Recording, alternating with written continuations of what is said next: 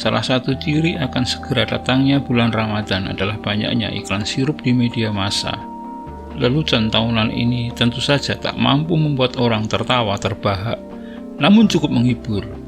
Pabrikan sirup memang berlomba mengiklankan diri menjelang bulan puasa bersama produk makanan manis lain dan baju-baju muslim. Nabi Muhammad atau ajaran Islam memang tak pernah menganjurkan apalagi memerintahkan umatnya untuk berbuka dengan makanan manis. Ada kisah yang menceritakan Nabi Muhammad berbuka dengan kurma. Bisa jadi itu yang kemudian ditafsirkan bahwa ada baiknya berbuka dengan makanan manis. Tapi kurma sulit ditemukan di Nusantara, setidaknya zaman dulu. Moyang kita membuat kolak, kicap, bubur pacar Cina, putu mangkok, dan lain-lain sebagai makanan manis di saat berbuka puasa. Sampai kemudian muncul sirup, gula kental rasa buah yang menjadi minuman terpopuler saat Ramadan, yang salah satu brandnya iklannya sedang viral saat video ini dibuat. Bagaimana asal-usul sirup? Dan bagaimana sirup masuk ke Indonesia? Video ini sedikit berkisah tentang hal tersebut.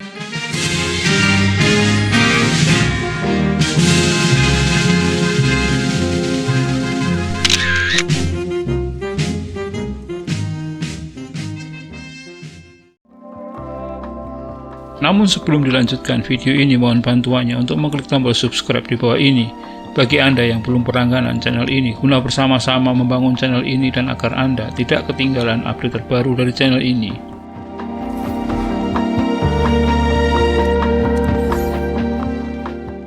Pada suatu ketika entah kapan, seorang kepala suku Indian melempar kapaknya ke pohon maple.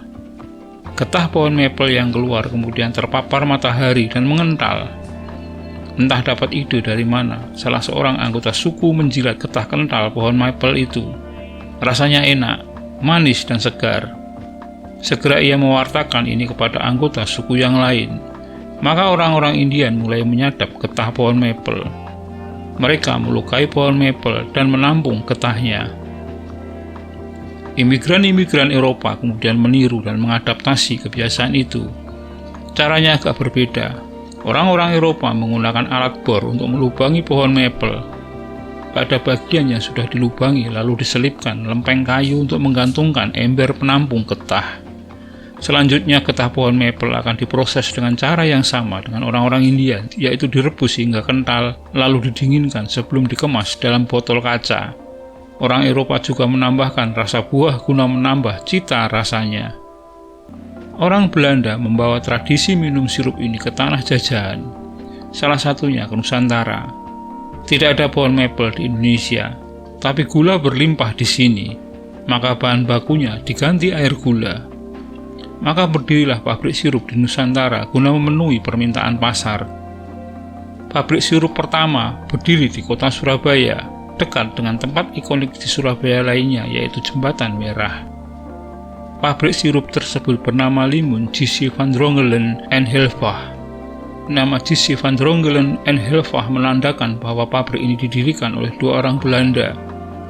Pabrik ini berdiri tahun 1923. Produksi utamanya adalah sirup bermerek Siropen Cap Bulan Telasih. Namun masyarakat Indonesia, khususnya Surabaya, lebih mengenal dengan sebutan Siropen atau sirup telasih saja.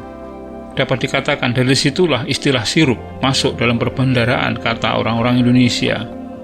Dulu proses pembuatan sirup ini membutuhkan waktu yang cukup lama. Gula dan air dimasak bersamaan hingga kental, kemudian dicampur dengan bahan-bahan perisa dan warna. Setelah itu sirup yang sudah matang dimasukkan ke dalam guci untuk didinginkan. Hal ini yang diyakini oleh produsen bahwa rasanya akan lebih baik daripada didinginkan di lemari pendingin. Itulah mengapa saat itu produksinya menjadi eksklusif. Tak semua orang bisa menikmati segarnya minuman sirup. Hanya bangsawan dan orang-orang Belanda yang dapat menikmati manisnya sirup ini. Pabrik sirup ini sempat diambil alih oleh Jepang di tahun 1942. Sampai akhirnya pada tahun 1958 pabrik ini diambil alih pemerintah. Memang kala itu semua perusahaan milik Belanda yang berdiri di Indonesia diambil alih oleh pemerintah atau dinasionalisasi. Kemudian pabrik ini diserahkan secara resmi ke perusahaan industri daerah makanan dan minuman. Sampai sekarang pabrik ini masih berproduksi. hanya saja tetap eksklusif seperti dulu. Sirup telasih tidak bisa ditemukan di pasar atau toko swalayan, tapi hanya bisa ditemukan di hotel atau di pusat penjualan oleh-oleh khas Surabaya. Demikian sekilas tentang sejarah masuknya sirup ke Indonesia. Terima kasih telah menyaksikan video ini hingga selesai. Semoga bermanfaat. Dan sekali lagi, jika Anda berkenan silahkan subscribe, like, komen, dan share untuk teman-teman Anda.